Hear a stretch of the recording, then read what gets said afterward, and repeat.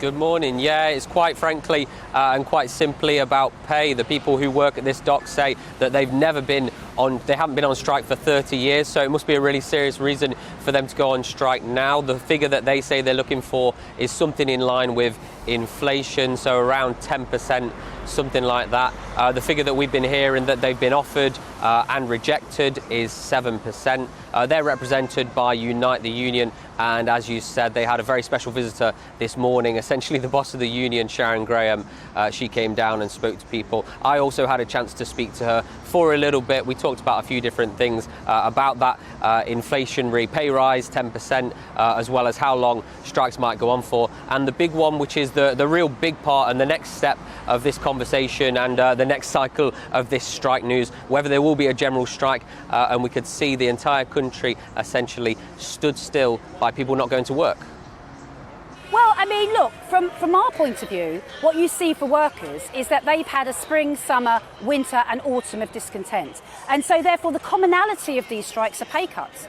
Now, for me, what I want to do is to make sure that workers get a better piece of the pie and that workers are able to get what they need from their employer. If an employer can't pay, that's a different conversation, and we have different negotiations. I've got negotiations with 38,000 employers in terms of pay. But I'll tell you something that's interesting. If it was the bosses out on strike, nobody would notice, because it's the workers that make the money, it's the workers that do the work. So give them a fair piece of the pie and allow them to go back to work.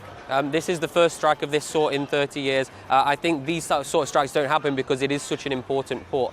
What do you think the disruption will be from this 8 days and then any potential strikes, which I believe Unite hasn't ruled out any more strikes happening? Yeah, so look, I mean, there is disruption, and I think it's really unfortunate because the disruption has happened because the employer wants to be greedy. This is not about workers' greed, this is about an employer's greed.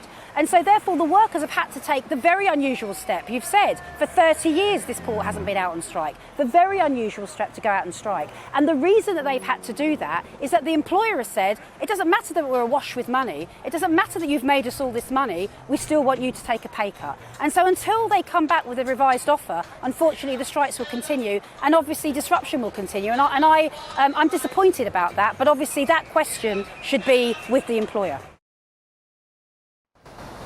You'll have seen that a lot of trucks have been going in and out of the port. It is pretty much closed and very quiet, but a lot of trucks are going in there. They're often coming out with their containers as well. Just a reminder, 48% of UK goods come in and out of this port, so any further strike action beyond this 8 days is certainly going to have massive effects on the country.